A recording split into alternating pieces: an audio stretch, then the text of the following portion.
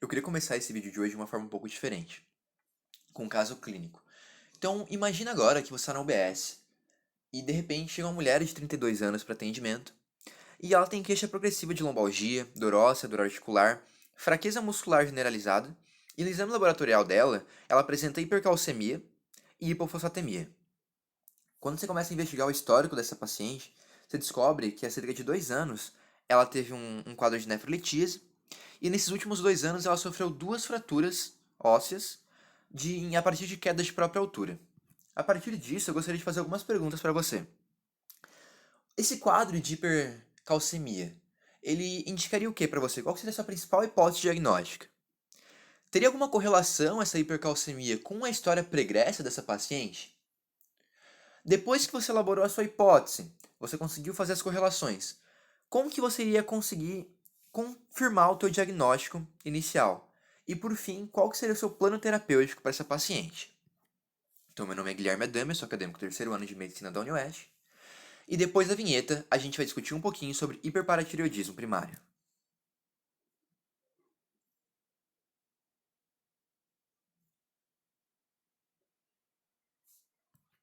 Então, começando, antes de a gente falar propriamente dita da doença hiperparatireoidismo primário, a gente tem que conseguir relembrar um pouco como que funciona a paratireoide.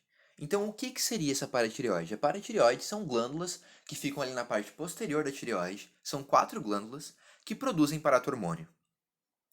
O paratormônio, ele nada mais é do que um hormônio que atua como regulador positivo do cálcio. Ou seja, quando a gente tem paratormônio sendo secretado, a gente vai ter então como consequência aumento da concentração sérica do cálcio. A partir disso, é importante a gente conseguir relembrar e entender quem que vai fazer o controle da secreção do paratormônio. Então a paratireoide ela vai ter alguns receptores da concentração de cálcio ali na sua região, que vai conseguir identificar quando o cálcio ele está diminuindo na concentração sanguínea. E quando o cálcio diminuir, o que vai acontecer? A paratireoide vai secretar paratormônio com a intenção de contrabalancear essa queda do cálcio. A mesma coisa acontece com a vitamina D. Quedas de vitamina D estimulam a produção de paratormônio, produção e secreção de paratormônio. A partir disso, a gente consegue concluir que tanto o cálcio quanto a vitamina D estabelecem um mecanismo de feedback negativo com a paratireoide. Ou seja, quando a gente está com cálcio e vitamina D elevado, o paratormônio está baixo. E quando o cálcio e a vitamina D eles estão baixos, o paratormônio ele sobe de forma a tentar compensar essas quedas do cálcio e da vitamina D. E como que o paratormônio vai atuar aumentando o cálcio sérico? Aí na região óssea, a gente vai ter uns receptores chamados receptores Hennick, que eles vão atuar realizando uma espécie de diferenciação de osteoblastos em osteoclastos. E então, com isso, vai aumentar a quantidade de osteoclastos na região. E qual que é a função do osteoclasto? Como vocês já devem ter estudado em biologia celular ou alguma matéria equivalente, o osteoclasto ele vai ter função então de degradar a matriz óssea e com isso secretar tanto cálcio quanto fosfato na região sanguínea. Com isso, com o aumento da concentração de osteoclastos na região óssea, por conta da secreção do paratormônio, né, nós vamos aumentar tanto o cálcio quanto o fósforo sérico. Então, em resumo, o paratormônio aumenta cálcio e fosfato sérico a partir da degradação óssea. Só que não vai acontecer só isso. O paratormônio também vai ter uma função renal. E o que ele vai fazer nessa função renal? Ele vai atuar lá no tubo contorcido distal.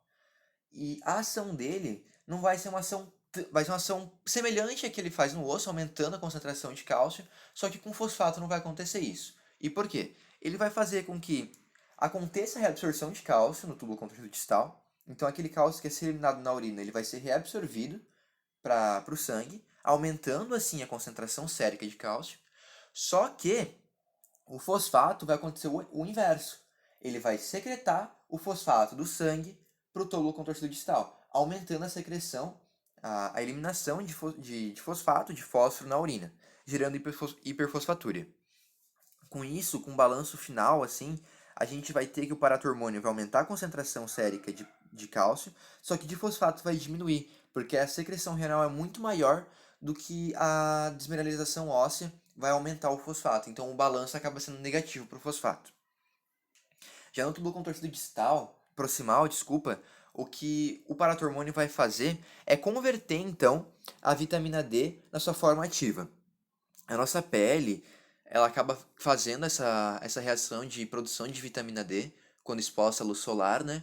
E também a gente consegue absorver através do alimento no nosso intestino a vitamina D na sua forma inativa. E lá no túbulo contorcido proximal, o paratormônio vai transformar então a 25-hidroxivitamina D, que é a forma inativa, na 1,25-hidroxivitamina D, que é a forma ativa. Ou seja, ele vai pegar uma vitamina inativa e transformar nessa vitamina ativa. A vitamina D, D3, que é a forma ativa, ela atua basicamente uma forma hormonal, muito parecida com a do paratormônio. Ela vai ter então essa função também renal de reabsorção de cálcio e também de fosfato, mas a principal ação dela é ação intestinal. O que a vitamina D ativa vai fazer no nosso intestino? Ela vai estimular a absorção intestinal de cálcio e fósforo, junto também do magnésio para o nosso sangue. Então, quando nós temos altas doses de vitamina D, a gente tende a gerar quadros de hipercalcemia e hiperfosfatemia junto. Ela também tem outras funções, como aumentar a força muscular, estabilizador psicológico e assim vai. Mas o que a gente tem que relembrar da vitamina D é o quê? Ela aumenta a concentração sérica de cálcio e de fósforo por absorção intestinal, do alimento mesmo. Então, tendo relembrado essa parte de fisiologia, agora nós vamos adentrar na doença mesmo de hiperparatireoidismo primário. O que é o hiperparatireoidismo primário? Quando a gente fala de hiperparatireoidismo, você tem que entender que está produzindo muito hormônio na paratireoide. Então, o paratormônio, a concentração sérica de paratormônio vai estar elevada. Os valores variam entre 15 e 68 valores normais, né? Então, vai estar acima desses valores, acima de 68 o valor de paratormônio. Já a concentração sérica de cálcio, ela também tende a estar elevada, uma vez que o paratormônio gera essa desmineralização óssea, aumentando a concentração sérica de cálcio. E o fosfato comumente vai estar reduzido, por conta da secreção renal desse mineral. A partir disso, você conseguindo compreender essa parte, a gente consegue entrar melhor na doença. Então, qual que seria a etiologia, a patogênese? O que gera esse aumento da secreção de paratormônio? Normalmente, o que vai acontecer é que uma das 4 glândulas vai acabar gerando um adenoma superfuncionante que vai produzir muito hormônio. Além disso, pode ser que mais de uma glândula acabe tendo essa superfunção, e em 1% dos casos a gente pode ter um carcinoma de uma das glândulas paratireoides. E qual que seria o quadro clínico do paciente com hiperparatireoidismo? O cálcio do paciente ele vai estar muito alto, né? E o fosfato ele tende a estar baixo. Só que o que acontece? O osso dele ele vai estar desmineralizado. Lembra que eu tinha comentado que o paratormônio acaba fazendo desmineralização óssea? Então, o que você vai encontrar nesse paciente? Você vai encontrar, então, uma doença óssea chamada osteite fibrosa cística, que vai deixar o osso dele mais frágil, digamos assim. Vai ter fraturas recorrentes, vai ter alguns sinais bem característicos no exame de imagem, que eu vou abordar no próximo slide. E além disso, por conta dessa concentração sérica muito elevada de cálcio, o paciente ele tem uma tendência muito maior de manifestar nefrolitíase. Então, pacientes com hiperparatireoidismo, comumente eles vão ter nefrolitíase associada a fraturas ósseas. Mas na grande maioria dos casos, o que a gente vai encontrar, na verdade, é um paciente assintomático ou com sintomas muito inespecíficos. E quais seriam os principais sintomas inespecíficos dessa doença? A gente vai ter um paciente com astenia, cansaço fácil, depressão, distúrbios de memória, sendo algo que é comum em muitas doenças, então dificilmente vai fazer você pensar em hiperpara, né? Só que quando você pegar um paciente que está com esses sinais inespecíficos e tem uma história de nefrolitíase, tem uma história de fraturas ósseas recorrentes, é importante pelo menos fazer uma dosagem sérica de cálcio, para caso ele realmente esteja alterado, fazer uma investigação mais profunda para ver se não é hiperpara primário, por exemplo. Aqui nessas imagens a gente observa alguns distúrbios bem comuns de se observar em radiografias, raio-x e tomografias. Nessa imagem aqui, a gente observa que na parte distal ali da falange, você consegue ver uma reabsorção uma reabsorção do periósteo, tendo esse achado clínico característico. Se observa também que alguns pacientes podem manifestar alguns distúrbios como esse da imagem, que causa deformidade mesmo da região óssea. Como também o paciente ele vai ter essa desmineralização, é comum fraturas recorrentes, gerando, como no caso desse menino, deformidades bem bem características não, bem pronunciadas, né, por conta de fraturas recorrentes. Além disso, a nefrolitíase é muito comum, então em caso de tomografia você consegue observar normalmente que o paciente ele tem a nefrolitíase, tem pedras, né, no rim dele, é algo bem característico também em casos mais avançados da doença. Quando você faz uma avaliação completa do esqueleto dele, você observa que todo o esqueleto dele está desmineralizado, não é algo localizado, sabe? É algo que está bem, principalmente nos membros, né? Mas é algo que acomete todo o esqueleto dele. E alguns sinais característicos, por exemplo, no crânio, é esse sinal de salpimenta, como você pode observar ali na pontinha da seta, que ele fica com essa aparência característica indicando uma possível degradação por hiperpara. Além disso, tem algumas manifestações clínicas um pouco mais incomuns, mas que também você pode e inespecíficas também, né? E que você pode encontrar no seu paciente. Ele pode ter manifestações cardiovasculares, principalmente ligadas à hipertensão, hipertrofia ventricular esquerda, doença coronariana e até mesmo calcificação valvular e miocárdica. Por conta desse excesso de cálcio, daí o fósforo vai lá e acaba calcificando na região do vaso ou do coração mesmo.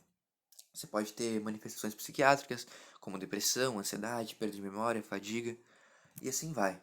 Algumas outras doenças, como doença ulcerosa péptica, poliúria, polidipsia, mas são todos sinais muito inespecíficos. O que vai fazer você relembrar, você pensar em hiperpara, vai ser então essa astenia, esse cansaço associado a quadros de nefrolitíase e quadros de fraturas ósseas recorrentes. A gente vai ter então um caso diferente também de hiperparatireoidismo, que é o hiperparatireoidismo normocalêmico. Ele é bem incomum e bem difícil de ser diagnosticado, mas é importante você saber que ele existe. Então, o que seria isso? A gente vai ter um paciente com paratormônio elevado, mas valores séricos de concentração sérica de cálcio normal. O quadro clínico dele vai ser semelhante ao hiperpara primário normal, com adendo que ele não vai ter tanto distúrbio ósseo quanto o hiperpara, mas vai ter uma quantidade de pacientes com nefrolitíase bem considerável, bem similar ao hiperpara primário.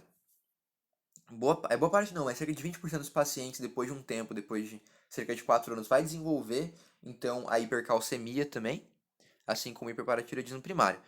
Mas é só para você saber que existe. Dificilmente vai cair na sua prova, por exemplo. E quais exames, qual que seria o diagnóstico laboratorial para essa doença? Em suma, o que você vai ter que encontrar, então, é uma concentração sérica de cálcio elevada, com níveis de paratormônio elevados também, ou inapropriadamente normais. Mas normalmente eles vão estar elevados. O característico é que eles estejam elevados. Pensa comigo, o cálcio elevado, ele é um feedback negativo para o paratormônio. Então, se o paratormônio ele também estiver elevado, a gente tem algum problema naquela glândula. A gente tem um hiperparatireoidismo primário. Alguns exames que você pode fazer também, até para diagnóstico diferencial e quantificação de vitamina D. Você tem que analisar como é que está a função renal dele, então fazer uma creatinina, analisar como é que está o clearance urinário dele. Você tem que fazer, você pode pedir fosfatase alcalina, albumina. E claro, caso você confirme que o paciente ele tem hiperpara primário, ele está com o paratormônio elevado junto com o cálcio elevado, é importante fazer investigação de nefrolitíase e investigação de desmineralização óssea. Então você pode fazer uma ultrassonografia, uma tomografia, por exemplo, para ver se esse paciente está com uma nefrolitíase. E você pode fazer também uma questão de densitometria óssea, de coluna, para ver se ele teve esse quadro de desmineralização, para caso tenha acontecido realizar o tratamento dessas patologias secundárias ou hiperpara primária. O que a gente vai ter então de. Opa! O que a gente vai ter então também de diagnóstico por imagem? Poxa, eu fiz os exames laboratoriais e identifiquei, sim, esse paciente ele tem hiperparatireoidismo. Como eu comentei com vocês, normalmente essa doença é classificada pelo quê? Por um adenoma em uma das 4 paratireoides. Então você tem que conseguir ver onde é que está esse adenoma. E para você fazer isso, o melhor exame seria a cintilografia com sextamime, é o padrão ouro. Mas você não vai precisar fazer isso, você não precisa usar o padrão ouro para identificar. Entre 60% e até 100% dos casos, depende a referência que a gente utiliza, ultrassonografia ele é capaz de identificar, então, o hiperpara primário, identificar qual a glândula que tá hipertrofiada, que está hiperfuncionante, digamos assim. Então, com uma ultrassonografia de pescoço, você consegue identificar qual das 4 glândulas está cometida para indicar o tratamento do paciente. Caso com ultrassonografia você não consiga identificar, é possível fazer então a cintilografia com sextamib, que seria o padrão ouro. Ou caso seu serviço não tenha cintilografia, você pode fazer uma ressonância ou uma tomografia, que também tem alta sensibilidade e especificidade para essa doença. Aqui nessa imagem a gente observa então uma cintilografia com sextamib.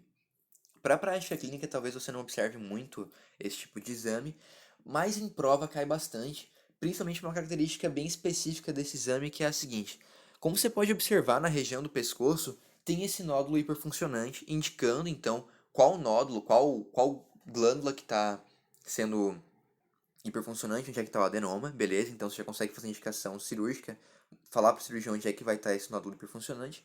Mas ali na região mandibular do paciente, você observa que também tem duas regiões de hiperfunção, né? É importante você ter ciência que essas regiões ali nada mais são do que são as glândulas submandibulares. Não tem nada de errado, não tem nenhum tumor, nenhuma metástase nessa região. Algumas questões acabam cometendo essa pegadinha, sabe? De falar nas alternativas que o paciente está com uma metástase na região mandibular, ou que tem algum tumor, ou alguma coisa, de forma alguma. É comum, é esperado que as glândulas submandibulares também fiquem com esse aspecto hiperfuncionante que a gente encontra ali no exame. O que vai identificar que ele tem que tem uma glândula hiperfuncionante, né, que tem um adenoma ali, é uma região do pescoço ter essa imagem. Além disso, a gente pode fazer o exame de tomografia ou ressonância magnética para localizar o tumor. É importante também você ter em vista o diagnóstico diferencial dessa doença, a gente não vai aprofundar nisso, só vai dar uma citada, quem sabe em próximos vídeos a gente acabe aprofundando em outras doenças que causam quadros clínicos parecidos, mas a principal causa de hipercalcemia, junto com o hiperparatireoidismo, é a hipercalcemia humoral da malignidade, que, de forma bem resumida que a gente poderia explicar, é basicamente o paciente ele tem um câncer metastático que produz uma espécie de hormônio que seria o paratormônio RP, o paratormônio recombinante. Ele vai ter basicamente a mesma função do paratormônio, só que ele vai ser secretado por um tumor, por uma metástase daquele paciente. É bem comum em metástase de câncer de mama, por exemplo. Com isso, o paciente ele vai ter um quadro clínico idêntico, praticamente, ao hiperpara primário, com adendo que ele vai ter outras manifestações clínicas decorrentes do câncer dele. Além disso, alguns medicamentos, como carbonato de lítico, como carbonato de lítio e diuréticos diazídicos, também podem fazer quadros de hipercalcemia, fazendo você suspeitar, talvez, de hiperpara primária de forma errônea. Então é interessante você acrescentar esse tipo de informação na sua anamnese. Aqui tem algumas causas também secundárias de hipercalcemia que podem acabar fazendo você suspeitar de hiperpara primária, caso você queira dar uma olhadinha ali depois. Mas enfim, eu peguei e fiz o exame, eu vi que o paciente está com hipercalcemia, ele está com hiperparatireoidismo porque está com um paratormônio elevado. Eu fiz uma ultrassonografia ou então uma cintilografia com sextamib e vi também onde é que está a localização da glândula com adenoma, né? Como que eu vou fazer esse tratamento?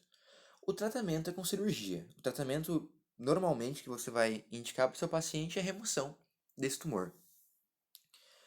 Claro, caso seu paciente ele não possa fazer cirurgia porque é um paciente muito idoso, ou porque não tem manifestação clínica ainda, sabe? Você pode realizar alguns tratamentos, ou até realizar a cirurgia, realizar alguns tratamentos para amenizar o problema dele. Em casos de baixas doses de vitamina D, você pode repor essas vitaminas, suplementar elas, né? Sempre tomando cuidado para não fazer demais. O estrogênio, se for uma mulher pós-menopausa, você pode utilizar estrogênio também nessa paciente. Bifosfonatos são interessantes para paciente com desmineralização, porque ele vai acabar aumentando, então, a densidade óssea, diminuindo até a chance de fraturas futuras. E tem um medicamento chamado sinacalcete, que ele tende a normalizar a calcemia em boa parte dos pacientes. Em um estudo realizado, chegou a normalizar em até 76% dos pacientes. Claro, você vai utilizar esse tipo de tratamento medicamentoso em pacientes mais brandos.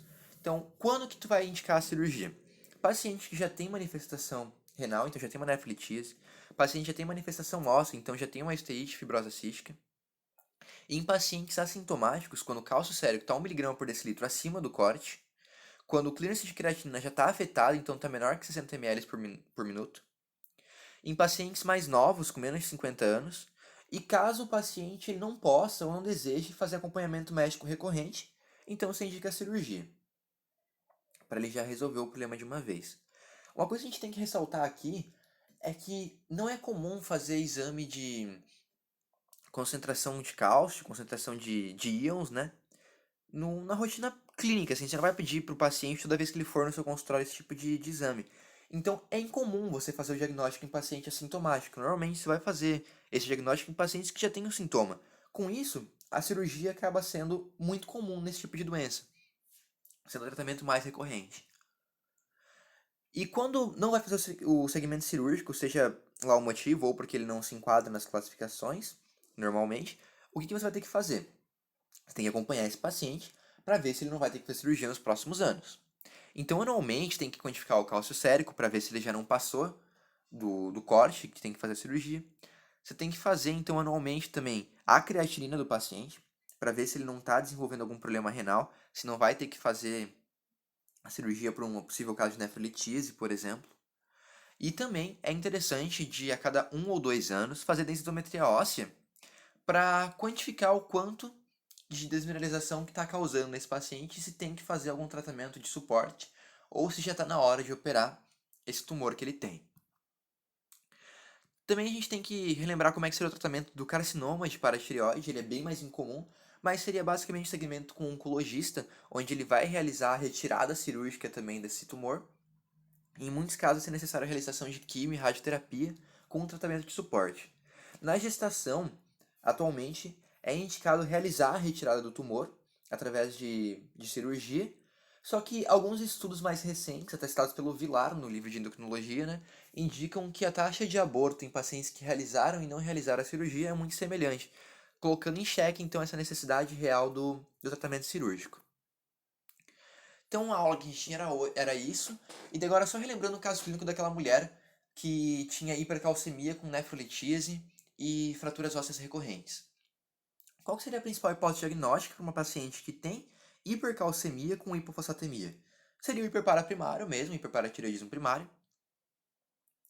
A correlação da história pregressa, então aquelas fraturas recorrentes, nefrolitise, como eu já expliquei para você, se deve mesmo à ação do paratormônio em excesso, que vai aumentar a concentração sérica de cálcio e vai desmineralizar os ossos também. Com isso, acaba aumentando a chance de fraturas e acaba também causando, aumentando a possibilidade de quadro de nefrolitise.